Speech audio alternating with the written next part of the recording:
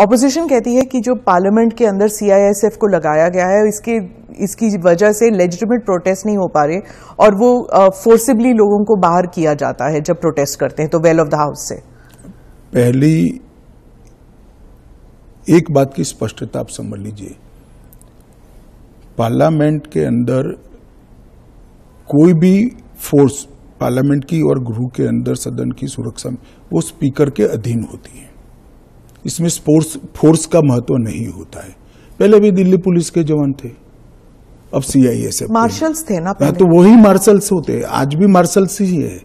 वो जैसे ही संसद की सुरक्षा विंग में आते हैं वो सीआईएसएफ या दिल्ली पुलिस के जवान नहीं रहते, वो मार्शल माने जाते हैं और वो स्पीकर के तहत होते हैं।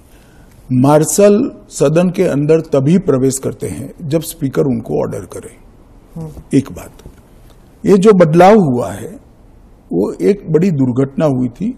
कुछ वामपंथी लोगों ने संसद के अंदर स्प्रे किया था, कलर स्प्रे किया था।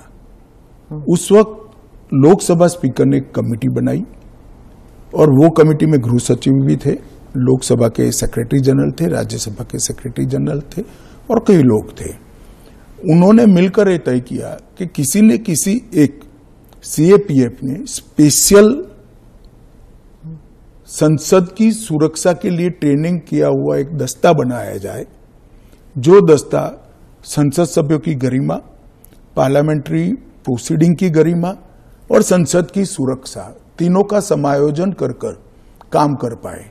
और तब यह तय हुआ कि सीआईएसएफ के अंदर पार्लियामेंट की सुरक्षा के लिए एक स्पेशल दस्ता बनाया जाएगा, जो पहले दिल्ली पुलिस के लोग मार्शल के रूप में आते थे, उसी तरह से मार्शल के रूप में सभापति और स्पीकर के अंतर्गत काम करेंगे। एक सेकंड, वो संसद की बाहरी सुरक्षा को भी सुनिश्चित करते हैं और आंतरिक मार्शल का काम भी वो करते हैं, क्योंकि संसद के अंदर हथियार ले जाने की अनुमति किसी भी सुरक्षा कर्मी को नहीं है। पर ये पैरामिलिट्री हो जाता है ना ट्रेनिंग उनकी। दिल्ली पुलिस क्या होता है, वो भी पुलिस होता है, वो भी मेरे ही अंडर आता है।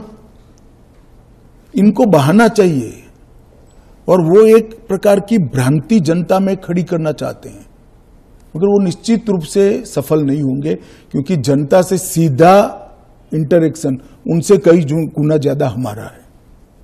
हम जनता से बात करते हैं, ऐसे ही आकर यहां नहीं बैठ गए हैं। मगर 3 चुनाव हारने के बाद मुझे लगता है फ्रस्ट्रेशन का जो लेवल है, वो सामान्य विचार विवेक जो होता है वो गवा बैठा है। पर वो राहुल गांधी कहते हैं कि लोगों के बीच तो वो जाते हैं, ट्रक ड्राइवर के बीच जाते हैं, खेतों में वो चाह रहे हैं, आप लोग तो नहीं जाते हैं। ऐसा है कि मैनेज कर कार्यक्रम करना और जनसंपर्क करना, दोनों के बीच में बड़ा फर्क है।